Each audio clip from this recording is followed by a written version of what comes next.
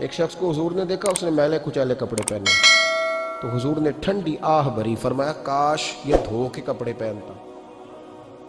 ایک شخص کو دیکھا بال بکھرے ہیں، کنگھی نہیں کی، تو حضور فرمانے لگے کاش یہ کنگھی کر لیتا۔ نفاست پسند آدمی پہ نا بوجھ بنتا ہے۔ جو آدمی، آپ کو پتہ ہے کہ امام شافعی تو فرماتے ہیں جمعے والے دن غسل کرنا واجب ہے، ماتے غسل نہ کرے تو جمعہ ہی نہیں ہوگا۔ اگرچہ ہمارے امام صاحب کے نزدیک سنت ہے۔ یہ سنت کب بنا؟ ایک دن نہ بہت سارے لوگ اپنے اپنے کام سے اٹھے مسجد میں آ گئے، مسجد نبوی میں۔ کوئی کسان تھا تو کھیت سے اٹھ کے آ گیا، کوئی مزدور تھا تو مزدوری سے اٹھ کے آ گیا۔ تو مسجد میں جب بہت سارے لوگ جمع ہوئے نا، تو بعض لوگوں کو دقت محسوس ہوئی، تو رسول کریم علیہ السلام نے فرمایا کتنا ہی اچھا ہو کہ تم جمعے والے دن نہا کے آیا کرو۔ بس وہ صحابہ کا مزاج ہمارے والا نہیں تھا کہ تفصیل بتائیں، حکمت بتائیں، ملے گا کیا، ثواب کتنا، نہ نہائے تو گناہ، یہ کوئی نہیں۔ حضور نے کہا کہ نہا کے آؤ تو کتنا ہی اچھا ہے۔ پھر کسی صحابی نے کبھی بھی بغیر غسل کیے جمعہ ادا ہی نہیں کیا۔ کسی نے بغیر غسل کے کبھی جمعہ ادا ہی نہیں کیا نا۔ اسلام بڑا خوبصورت دین ہے۔ حضور نے فرمایا جو کچا پیاز کھائے وہ مسجد نہ آئے، پہلے مسواک کرے، دانت صاف کرے، پھر آئے۔ نبی پاک صلی اللہ علیہ وسلم نے فرمایا جو کچی مولی کھائے مسجد نہ آئے۔ مولی کھانا جائز ہے، پیاز کھانا جائز ہے، لیکن منہ سے بدبو آتی ہے۔ نبی پاک علیہ السلام کا ظاہری حسن کیا بات ہے۔ میلاد مبارکہ میں نبی پاک علیہ السلام کی جو چیز بڑی کھل کے واضح ہوتی ہے وہ رسول اللہ کا حسن و جمال ہے۔ آپ کی والدہ سیدہ طیبہ طاہرہ حضرت سیدہ آمنہ رضی اللہ تعالیٰ، اماں جی کہتی ہیں کہ میرے محبوب جب میرے بطن اقدس میں آئے تو جو تکالیف عورتوں کو ہوتی ہے مجھے ان میں سے کوئی تکلیف بھی نہیں ہوئی، اور اماں جی کہتی ہیں مجھے کبھی کوئی ثقل، کوئی بوجھ محسوس نہیں ہوا، اور فرماتی ہیں کہ جو ولادت کے وقت لوگوں کو، عورتوں کو تکلیف ہوتی ہے مجھے وہ بھی نہیں ہوئی، اور فرماتی ہیں کہ نبی کریم علیہ السلام پیدا ہوئے تو ہمیں حضور علیہ السلام کی ناف کو کاٹنا نہیں پڑا، ناف بریدہ پیدا ہوئے، ختنہ شدہ پیدا ہوئے۔ آپ کو پتہ ہے عورتیں غسل دیتی ہیں بچے کو پیدا ہونے کے بعد، لیکن میرے محبوب نے سجدہ ہی کر لیا پیدا ہوتے ہی، امتی امتی کہتے ہوئے پیدا ہوئے۔ حق نے فرمایا کہ بخشا الصلاۃ والسلام، اور پہلے سجدے پر روز ازل سے درود۔ میرے امام فاضل بریلوی کا جو انداز تکلم ہے نا، اس کی بھی حد ہی کوئی نہیں، کوئی حد ہی نہیں، کہاں تک ان کی محبت جاتی۔ کہنے لگے پہلے سجدے پہ روز ازل سے درود، یادگاری یہ امت پہ لاکھوں سلام، یادگاری یہ امت پہ لاکھوں سلام۔ بتائیے بغیر وضو کے، بغیر غسل کے سجدہ ہو جاتا ہے؟ تو حضور نے سجدہ کر کے بتایا کہ اللہ نے مجھے پاک صاف پیدا کیا ہے۔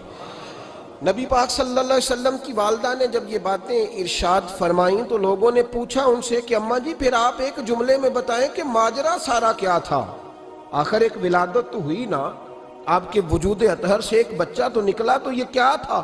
تو سیدہ آمنہ فرمانے لگی خارج منی نور، بس میرے وجود سے ایک نور نکلا ہے، بس میرے وجود سے ایک، اور روشنی آتی جاتی ہے تو کسی کو تکلیف نہیں دیتی، ایک نور نکلا۔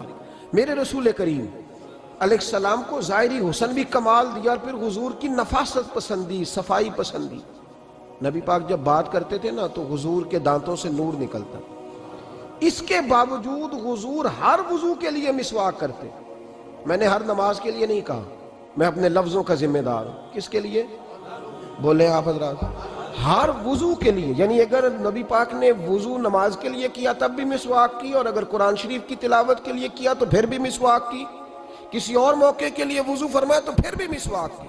اور سیدہ عائشہ فرماتی ہے جب بھی حضور گھر سے نکلنے لگتے پہلے مسواک فرماتے۔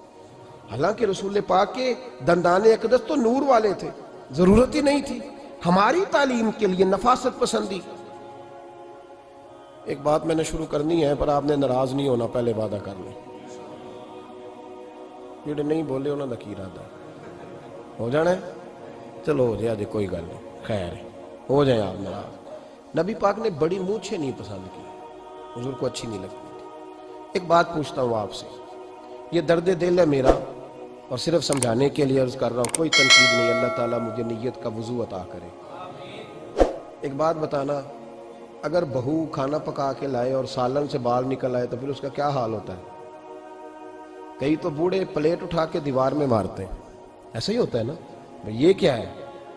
اور اگر کبھی روٹی سے نکل آئے تو بیوی صاحبہ کا کیا حال ہوتا ہے؟ یہ کوئی طریقہ ہے کھانا پکانے کا؟ اور اللہ تعالیٰ معاف کرے، اگر کبھی ہوٹل میں چلے جائیں امیر لوگ 15,000 کا ڈنر کرنے، تو وہاں کسی سالن کی پلیٹ سے بال نکل آئے تو پھر تو پیسے کیا دینے ہیں، پھر تو ان کو اور جرمانہ ہو جاتا ہے۔ یہ تو سارے بال نکل آئے تو مشکل، اور ویسے بھی جو نفاست ہے نا طبیعت کی، اس پر بوجھ بنتا ہے، بال کھانے میں ہو آٹے میں ہو تو بوجھ بنتا ہے۔ تو بڑی مونچھوں والا دوست بھائی بزرگ جب پانی پیے گا تو بال پانی میں جائیں گے کہ نہیں جائیں گے؟ حکیم اور ڈاکٹر کہتے ہیں کہ کینسر کے مرض کا خطرہ ہے۔ اب باقی بھی راضی نہ ہوں، حضور نے بڑی مونچھیں بھی پسند نہیں کی اور چھوٹی داڑھی بھی پسند نہیں کی۔ حضور نے فرمایا داڑھیاں بڑھاؤ، مونچھوں کو پست کرو، مشرکین کی مخالفت کرو۔ اور ایک مقام پہ رسول پاک علیہ السلام نے یہاں تک فرمایا کہ جو مونچھیں پست نہیں کرتا وہ ہم میں سے ہے ہی نہیں۔ اتنے سخت لفظ۔ ایک صحابی تھے، آپ یقین کریں نا، کئی دفعہ دوستوں کو کہنا پڑتا ہے، اور کئی دفعہ نا مجھے محسوس ہوتا ہے کہ یار ہم روز ہی کہتے ہیں، لیکن کہتے پتہ کیوں ہے کہ بوجھ بنتا ہے وہ بندہ جو اس طرح کی تباہ کے ساتھ آتا ہے، جو حضور نے پسند نہیں کیا۔ ایک شخص نبی پاک کے سامنے آیا، قاضی عبدالدائم دائم صاحب نے لکھا ہے، بڑی خوبصورت بات لکھی ہے، کہنے لگے حضور کے سامنے وہ اکثر آیا کرتا تھا تو مونچھیں بڑی تھی، حالانکہ داڑھی بھی بڑی تھی، مونچھیں بھی بڑی تھی۔ 2-4 دفعہ حضور نے باتوں باتوں میں تات اللفظ سمجھایا۔ کچھ بندے نہیں سمجھتے، تات اللفظ سمجھاؤ یا بڑا کھول کھول کے سمجھاؤ پر بات سمجھنے کو تیار نہیں ہوتے۔ پتہ نہیں کیا ایسا حسن ہے بھئی، جو حسن نبی پاک نے پسند نہیں کیا وہ کبھی حسن ہو سکتا ہے، کبھی خوبصورتی ہو سکتی ہے، وہ کسی کا ذاتی کلچر تو ہو سکتا ہے پر دین کی تہذیب نہیں۔ نبی کریم علیہ السلام نے کئی دفعہ سمجھایا تو ان کی سمجھ میں بات نہ آئی۔ ایک دن وہ بیٹھے ہوئے تو حضور نے ایک صحابی سے فرمایا کینچی لاؤ۔ کہنے لگے میں سمجھ گیا کہ میرے ساتھ کچھ ہونے لگا ہے۔ ساتھ ہی حضور نے فرمایا ایک مسواک بھی لانا۔ کہنے لگے میں نے کہا بچت ہو گئی، میرے تو دانت صاف ہے۔ تو یہ شاید اس کی بات ہونے لگی ہے جس کے دانت بھی ٹھیک نہیں۔ دونوں چیزیں جب آ گئی نا تو حضور اٹھے اور نبی پاک نے مسواک ان کے ہونٹوں پہ رکھی، اسی سے آبی کی ہونٹوں کے اوپر مسواک رکھ کے تو اوپر سے حضور نے منچھیں کاٹ لی۔ فرمایا یہ نہ ایسا کرو، یہ چیز مجھے پسند نہیں ہے۔ حضور نے نفاست پسندی کو، اب تو اللہ تعالیٰ خیر کرے ملانگا آ گئے مارکیٹ میں، ملانگ درویشی فقیری، اور ان کے پاس رش بھی زیادہ ہے، ان کے درباروں پہ بھی رش زیادہ ہے۔ جی کہتے ہیں حضرت صاحب درویش آدمی ہے۔ بھئی روٹی تو پورے ٹائم پہ کھاتا ہے، مونچھیں کٹوانے میں ہی درویش ہو گیا ہے، نہ بال کٹواتا ہے نہ مونچھیں کٹواتا ہے۔ یہ گرو نانک کی تعلیمات ہیں، یہ نبی پاک کی تعلیم نہیں۔